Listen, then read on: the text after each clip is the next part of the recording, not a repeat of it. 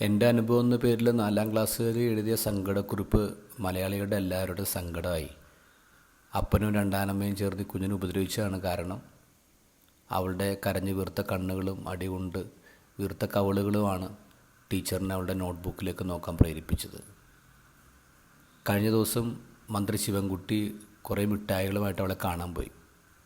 അപ്പോൾ അവൾ വീണ്ടും ഒരു നിവേദനം മുന്നോട്ട് വെച്ചു. വാപ്പിക്കൊരു തെറ്റുപറ്റിയാണ്, വാപ്പിയോട് ക്ഷമിക്കണം. ചുറ്റുള്ളവർ വീണ്ടും കരഞ്ഞു.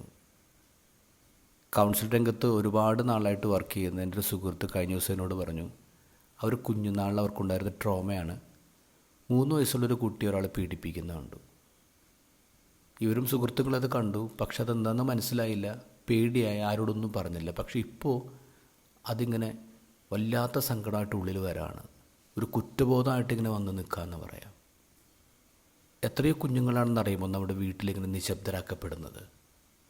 സംരക്ഷിക്കേണ്ട മാതാപിതാക്കൾ ഉയർത്തുന്ന വലിയ കലഹങ്ങൾ, അവരുടെ ഉയർത്തുന്ന ഒച്ച പോലും കുഞ്ഞുങ്ങളുടെ സ്വപ്നങ്ങളിങ്ങനെ എടുത്തു പോവാണ്. എത്ര പേരെയാണ് നീണ്ട മൗനത്തിലേക്ക് അത് തള്ളിവിടുന്നത്, ഒരിക്കലും മായ്ക്കാൻ പറ്റാത്ത രീതിയിൽ ഷോക്ക് ഉണ്ടാക്കി കൊടുക്കുന്നത്.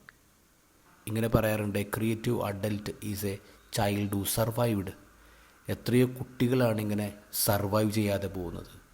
എത്രയോ കുട്ടികളുടെ ക്രിയേറ്റിവിറ്റി, സ്വപ്നങ്ങളാണ് ഈ ഒച്ചപ്പാടിൽ, ബഹളത്തിൽ, കലക്കത്തിലൊക്കെ നഷ്ടപ്പെട്ടു പോകുന്നത് നമ്മൾ ഓർക്കണം. എന്താ ഗോസ്പൽ ഈശോ പറയാണ്, ഈ ചെറിയവരിൽ ഒരാളെ പോലും നിന്ദിക്കാതിരിക്കാൻ സൂക്ഷിച്ചു കൊള്ളുവേൻ. It's A warning.